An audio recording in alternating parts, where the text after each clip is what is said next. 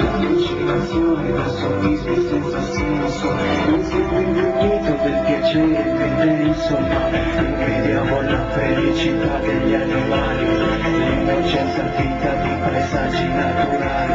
Stanco vi prepariamo a salutare il mondo.